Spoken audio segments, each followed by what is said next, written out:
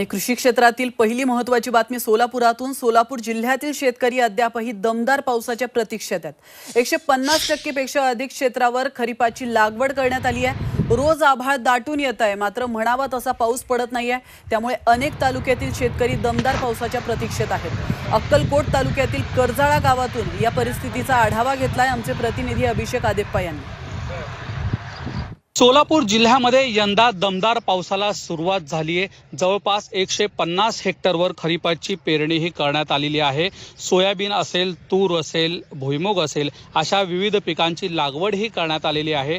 मात्र गेल्या 8 दिवसांपासून सोलापूर जिल्ह्यातील जर आपण परिस्थिती पाहिली तर 8 दिवसांपासून आभाळ येत आहे, मात्र पाऊस हा होत नाही। या संदर्भातच आपल्यासोबत बोलण्यासाठी काही युवा शेतकरी आहेत, त्यांच्याकडून आपण जाणून घेऊयात। दादा, कोणत्या पिकाची या ठिकाणी लागवड करण्यात आलेली आहे आणि किती एकर परिसरात आहे, काय सांगाल? उडीद आहे 8 एकर। पाऊस नाही, आभाळ येते दररोज, पण पाऊस पडत नाही एकही दिवशी। आता आपण पाहू शकतो जमीन कोरडी पडलेली आहे। शेवटचा पाऊस केव्हा झालाय, काय सांगू शकेल? एक 15 दिवसाच्या खाली, ते पण बारीक, मोठ्याने पाऊस आलेलाच नाही अजून पण। ओढा आलं नाही, काय पण नाही। पाऊस मोठा आला तरच काय आहे, शेतकरी तेच आहे। एकंदरीत आपण पाहतोय जिल्ह्यातील बहुतांश तालुक्यांमध्ये अशाच पद्धतीची परिस्थिती आहे। बळीराजा हा दमदार पावसाच्या प्रतीक्षेत आहे। अभिषेक आदेप्पा, झी मीडिया, सोलापूर। आणि आता बातमी आहे चंद्रपूरमधून। चंद्रपूर जिल्ह्यात पावसाची संततधार सुरूच आहे। चंद्रपूर शहरालगतच्या इरई धरणाचे 2 दरवाजे आज उघडण्यात येणार आहेत। त्यामुळे नागरिकांना सतर्कतेचा इशारा देण्यात आला आहे। इथला आढावा घेतलाय आमचे प्रतिनिधी आशिष अंबाडे यांनी, पाहूया। चंद्रपूर जिल्ह्यात गेल्या रात्रीपासून मुसळधार पाऊस पडत आहे। चंद्रपूर जिल्ह्यातल्या 15 तालुक्यांमध्ये हा पाऊस नोंदवला गेला आहे। जिल्ह्यातील ब्रह्मपुरी या क्षेत्रामध्ये असलेल्या गोसीखुर्द प्रकल्पाच्या दारं उघडल्यामुळे वैनगंगा नदीत पाण्याचा प्रवाह चंद्रपूर शहराच्या बाजूला असलेल्या वीज केंद्राच्या मालकीच्या इरई धरणाचे दारेही 2 दारं आज दुपारी 1 वाजता उघडण्याची शक्यता वर्तवली जात आहे। आणि त्यामुळे चंद्रपूर शहरालगत असलेली इरई नदी जी चंद्रपूर शहराला वळसा घालते, त्यामध्येही पाणी पातळीत वाढ होण्याची शक्यता आहे। पुढील 3 तासामध्ये हवामान खात्यानं मुसळधार पावसाचा इशारा दिला आहे। सध्या तरी 1 जून पासून आजच्या दिवसापर्यंत साधारण 40% सरासरीच्या एवढा पाऊस पडलेला आहे।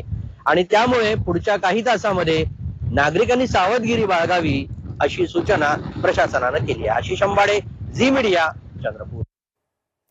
तर बातमी आहे लोणावळ्यामधून। लोणावळ्यामध्ये धुवाधार पाऊस झाल्याने भुशी धरणावरील पायऱ्यांवरील प्रवाह मोठ्या प्रमाणात वाढलाय।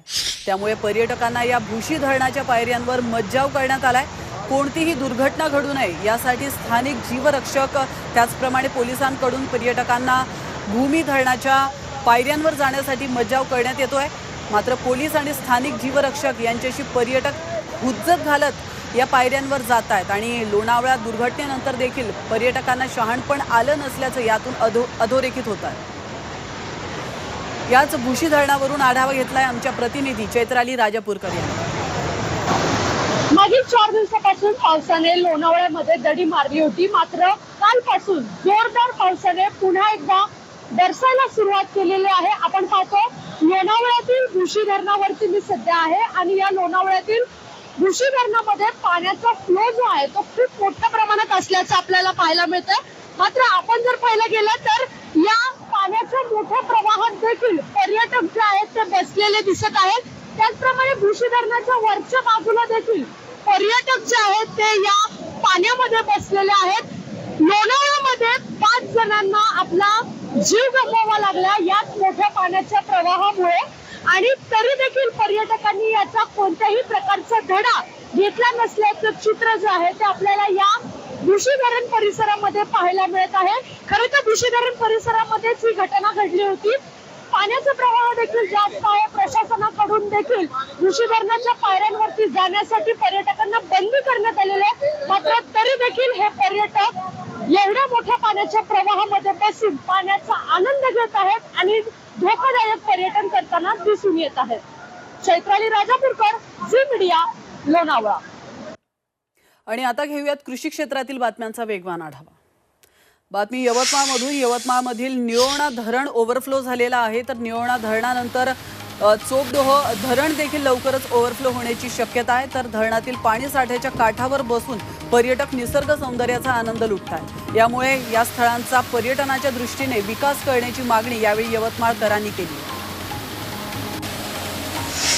चंद्रपूर शहर जिल्ह्यामध्ये कोसळधार सुरू आहे आणि 1 जून पासून आज तारखेपर्यंत वार्षिक सरासरीच्या 44% पाऊस नोंदवण्यात आलाय.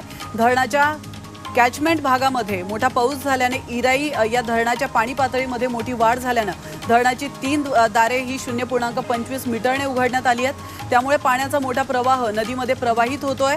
तर प्रशासनाने सखल भागातील नागरिकांना यामुळे सतर्कतेचा इशारा दिला. बातमी कोल्हापूरमधून. कोल्हापूर जिल्ह्यात गेल्या 2 दिवसांपासून मुसळधार पाऊस सुरू आहे. पंचगंगा नदीचं पाणी तिसऱ्यांदा पात्राबाहेर आलंय. तर पाणी नदीकाठच्या शेतामध्ये घुसलंय. जिल्ह्यातील 76 बंधारे पाण्याखाली गेले. विदर्भात मुसळधार पावसाचा इशारा देण्यात आलाय. चंद्रपूरला रेड अलर्ट, तर नागपूर, वर्धा, अमरावती आणि गडचिरोली या ठिकाणी ऑरेंज अलर्ट जारी करण्यात आलाय. तर बंगालच्या उपसागरात निर्माण झालेल्या कमी दाबाच्या पट्ट्यांमुळे विदर्भामध्ये आज दमदार पावसाची शक्यता आहे.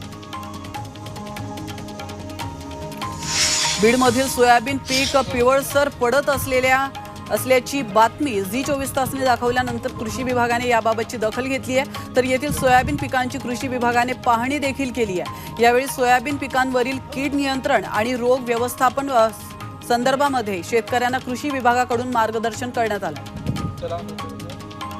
लिटर पाण्यामध्ये 10 लिटर पाण्यामध्ये फेरस सल्फेट 50 ग्रॅम घ्यायचं. किती?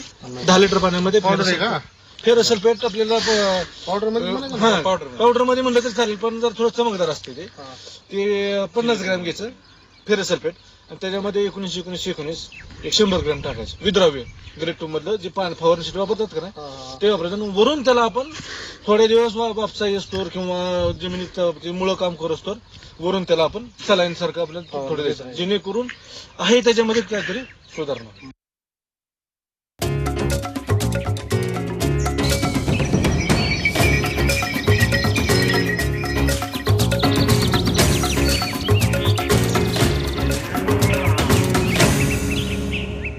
पीक पाणी पॉवर्ड बाय नेचर केअरचे सेंद्रिय खत ग्रीन हार्वेस्ट दाणेदार.